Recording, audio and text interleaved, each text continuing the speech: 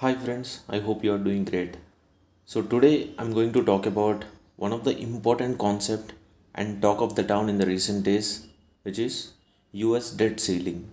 I'll be discussing in detail about what is debt ceiling and what are the implications of debt ceiling and also history of amendments that has happened on the US debt ceiling, and if debt ceiling crisis occurs, what is the impact on US economy and the global economies. So in this video, I'll be discussing all these different dimensions. So hope you will get a clear idea on what is US debt ceiling. All right. So let's get started. So friends, when you look the name itself, you will try to understand what actually it is. So let me put it with debt ceiling. So what is debt? Debt is something which is, so when we don't have enough money in our hands, so what we'll do? We tend to borrow some money from either banks or friends or relatives or some other source, right? So those borrowings are nothing but your debts, and ceiling is nothing but a limit. So when you put these two things together, debt ceiling, in simple words, it is nothing but a borrowing limit where you cannot borrow more than certain amount. Okay, so that is called the debt ceiling. I hope now you got some idea on what is debt ceiling. So let me give you a small analogy before we discuss about the actual US debt ceiling. Alright? So friends, nowadays everyone uses credit card in their routine life. And most of us do have knowledge how credit card works. So banks issues you a credit card with certain credit limit. So where you are eligible to do some shopping or some recharges, or you can do some transactions. So using that credit card up to that maximum limit, right? Now let me give you an example by taking myself. And that card is having a credit limit of 50,000. So because of some other plans, I need 70,000 this month. But my credit card limit is only 50,000. So you need 20,000 more extra. So what you will do? So you have a choice only up to 50,000 to use, right? But if you want to raise your credit card limit, I have to visit to the bank, talk to the bank manager and request for a raising of your credit limit. So what bank people will do?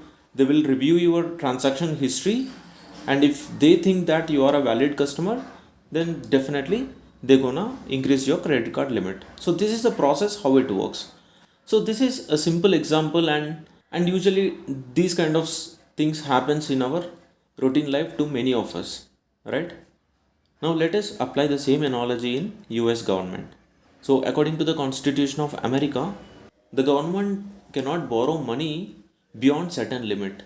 So right now the debt ceiling limit in US is 31.34 trillion dollar.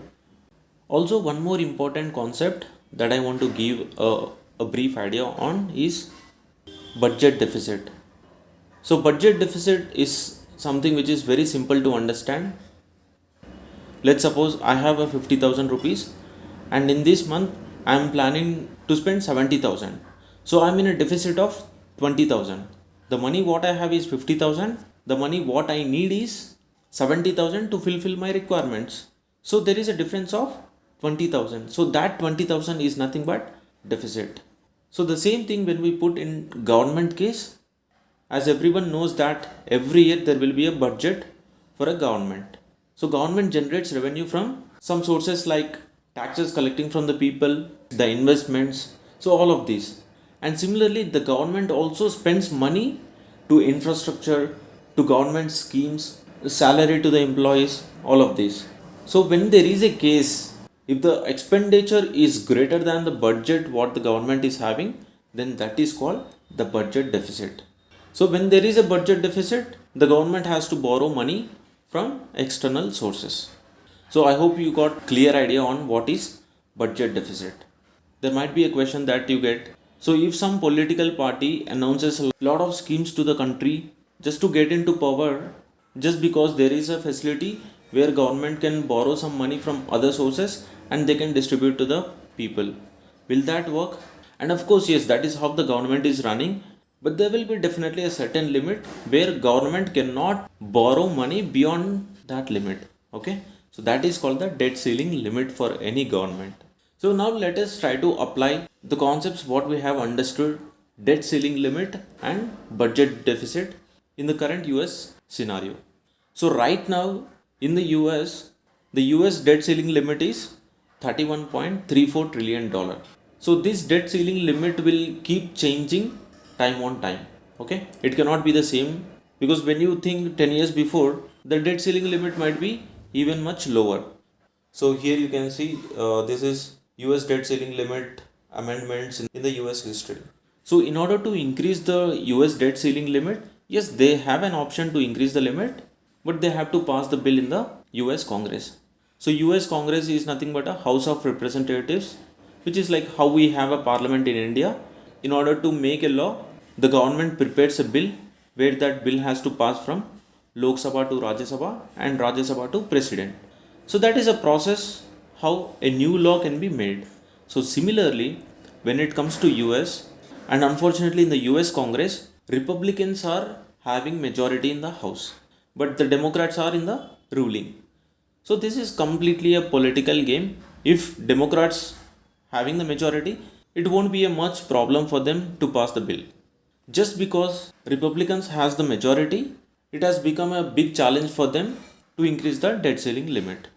So definitely there will be a lot of debates happening in the US Congress, but definitely for the ruling party it will be a challenge, because it will create a negative image on the government if government is unable to give some benefits on some social security or insurances and all of this. So from June 1st of this year, they'll not be having enough funds to run the government. So before June 1st, somehow they have to do some amendment to the debt ceiling limit. Otherwise, there will be an economic crisis in the US. The government will go and raise the interest rate hikes, and the rating agencies will downgrade the government.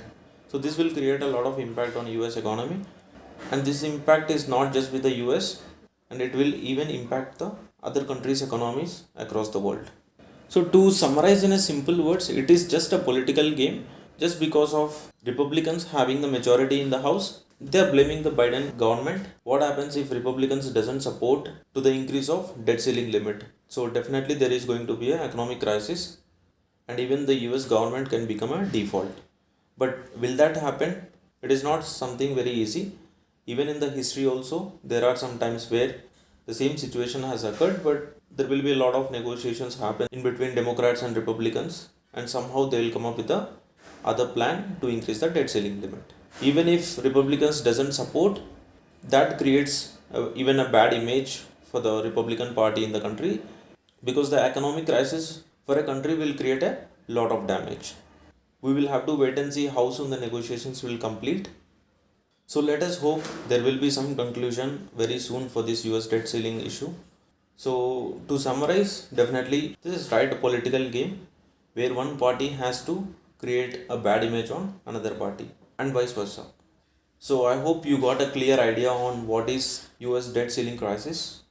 So that's all for this video. Thank you for watching and have a nice day.